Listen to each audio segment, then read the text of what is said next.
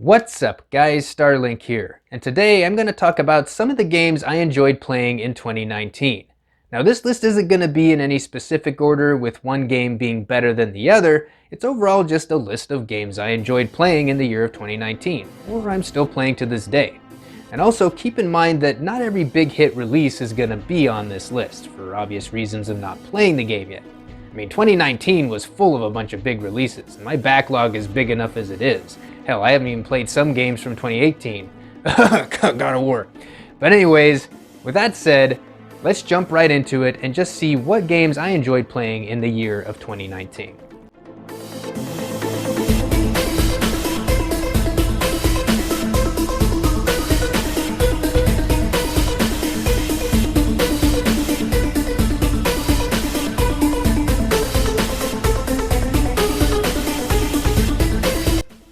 Luigis Mansion 3 really took me by surprise. I knew it was going to be good as I enjoyed the first two games, but I didn't think I'd end up having this much fun with it. Exploring this huge hotel, sucking up everything in your path, and solving puzzles all while collecting a bunch of cash and jewels along the way was pure joy. The graphics on display here are some of the best that Nintendo has to offer. It's truly a visual treat to behold on the Switch with animations that just pop and make it feel like you're watching a show. The introduction of Luigi adds an extra layer to solving puzzles in the game and has some pretty clever uses. They also bring back the more humanoid ghosts that were sadly absent from Dark Moon. I feel that they bring out that extra bit of charm that the series had from the first game, and I'm glad to see them return. The staple ghost busting and epic boss fights were a blast to experience, and this is now my favorite entry in the series, knocking the first game off its mantle. Let's just hope we don't have to wait too long for the next entry.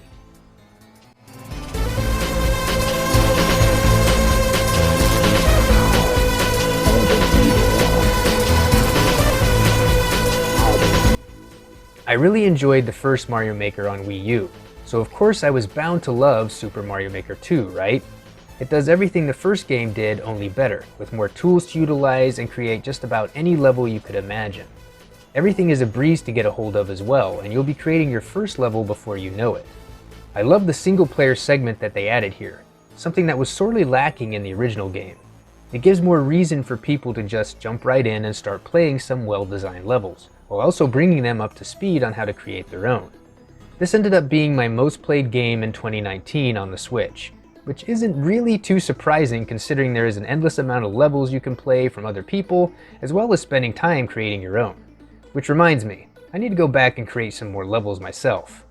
Hopefully one day we'll see something similar done to other Nintendo franchises.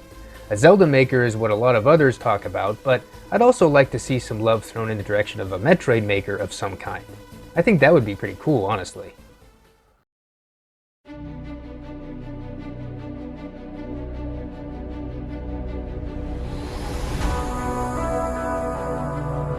The Outer Worlds feels like the Fallout experience that we've all been waiting for, as the saying goes anyway. For me personally, I haven't played a Fallout game since Obsidian's own New Vegas many years ago, so I guess it's only fitting then that the game that I jump back into this genre of gameplay with is The Outer Worlds, a game that's made by the same team. Again, The Outer Worlds is not a Fallout game, but it sure feels that way with plenty of quests to undertake that will take you dozens of hours to complete. One difference here, however, is the added benefit of space exploration. You actually have your very own spacecraft here with your own ragtag crew of companions to seek out and explore the galaxy with, which is pretty cool. This is a game I have yet to complete myself actually, as it's one of those games that requires quite a bit of time investment. But it's also one of those types of experiences that when you do start playing, it will suck you into its world, or galaxy in this case, and the hours will just breeze by in minutes.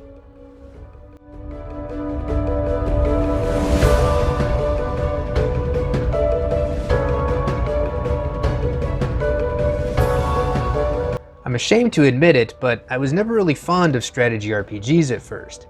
Titles that are praised like Final Fantasy Tactics or Disgaea are games that I could never really get into. That all changed when I finally played the Fire Emblem series though, first starting with Fates and continuing further with Shadows of Valentia on the 3DS. With the release of Three Houses on the Switch, I can safely say that I appreciate SRPGs far more than I once had. The story is great with branching paths to take that increase replay value. The strategic combat is your typical Fire Emblem flair, with battles taking up a good chunk of your time. This is where it gets most addicting for me, as I spend most of my time leveling up and promoting my characters to new classes.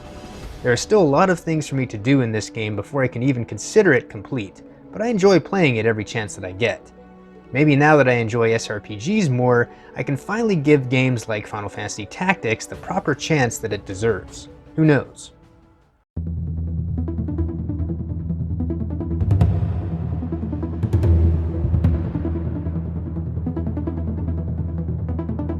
What you say? There's a 3DS game on this list? Damn right there is, and it's a good one too. Well, at least it is to me anyway. Etrian Odyssey Nexus is a classic dungeon crawler RPG through and through, just like every other entry in the series. With a wide variety of classes to utilize and quests to undertake, you can easily sink dozens of hours into this game if you're not careful. Creating dungeon maps as you progress is actually a lot more fun than it sounds on paper, and is one of this game's defining features. Nexus feels like a great combination of past entries and is a worthy swan song to the franchise on the 3DS. I'm curious to see how the future of this series unfolds on the Switch if they continue it there. Only time will tell, I guess, but I'll be ready and waiting to create more dungeon maps when and if that happens.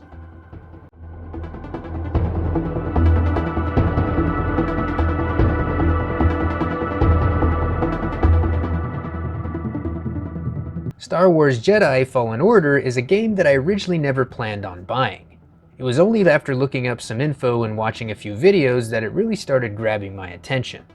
Its mix of Metroidvania progression and Dark Souls-like combat is what really drew me in here. It has its flaws, sure, like not being able to load in textures quick enough as the game hangs for what seems like ages, and there are way too many chests hidden around that serve no purpose other than for cosmetic reasons, but overall though, it's a fun game that any fan of Star Wars should give a playthrough at least once, especially for the ending, which, not gonna lie, was pretty epic. This was one of those unexpected purchases that I really ended up enjoying, and has me interested in playing some of the other Star Wars games that I missed out on, like Knights of the Old Republic.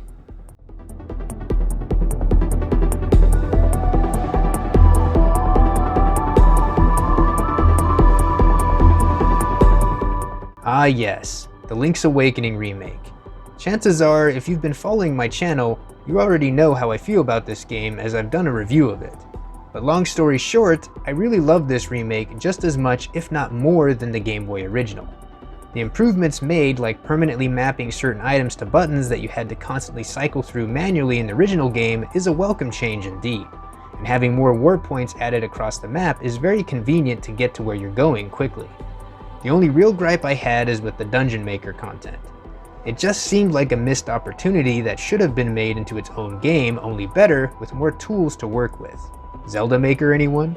But I digress. This is a fantastic experience that should not be missed by any Zelda fan. And don't let the cutesy art style fool you.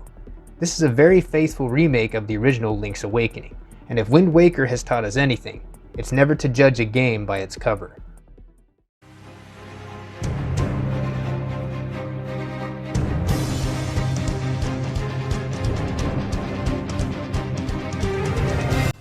Okay, I'll admit it. I'm a sucker for the Kingdom Hearts games. I know the story is very convoluted and it has its faults, sure, but I still love it for what it is, and the Kingdom Hearts 3 is no exception.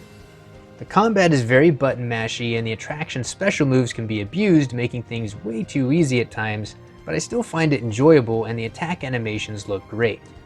Some worlds are rather large with story content drawn out to the extreme, like Frozen. Then you have worlds that feel short-lived and stripped of content, like Big Hero 6. I did really enjoy the gummy ship segments when you're traveling between worlds though. In past titles, I was always happy to quickly finish these parts and be done with it, never to play them again. But with Kingdom Hearts 3, I wanted to keep exploring and completing challenges in each area before moving on to the next planet. They felt more meaningful this time around with more things to do, making it feel like you're exploring a galaxy.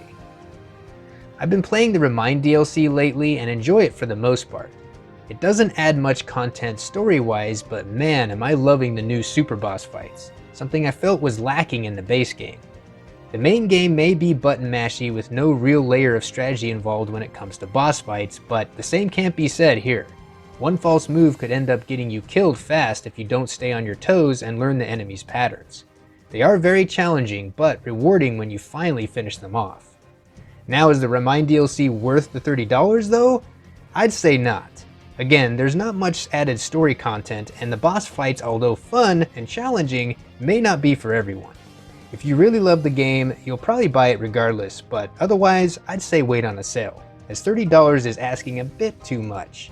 Overall though, the game as a whole may not surpass Kingdom Hearts 2 or Birth by Sleep as my favorite entry in the series, but I still had a good time playing it and look forward to the next entry, whenever that happens. Now, I realize that the list of games mentioned here is rather short, I'll admit, but there's a reason for that. The longer I was working on the script for this video, the more I was thinking to myself, you know what, it'd probably be better if I split this into 2 separate videos instead of just one. Because not only would it make the video shorter and easier for you guys to digest, it just made more sense considering the games that I mentioned. And you'll understand why when the second video comes out. But anyways guys, as always, if you enjoyed the video, make sure to drop a like, and if not, drop a dislike. And if there's any games that you enjoyed in 2019, feel free to leave a comment down below. I'm up to suggestions. But anyways guys, as always, I want to thank you all for watching, and I'll see you all in the next one. Reach for the stars.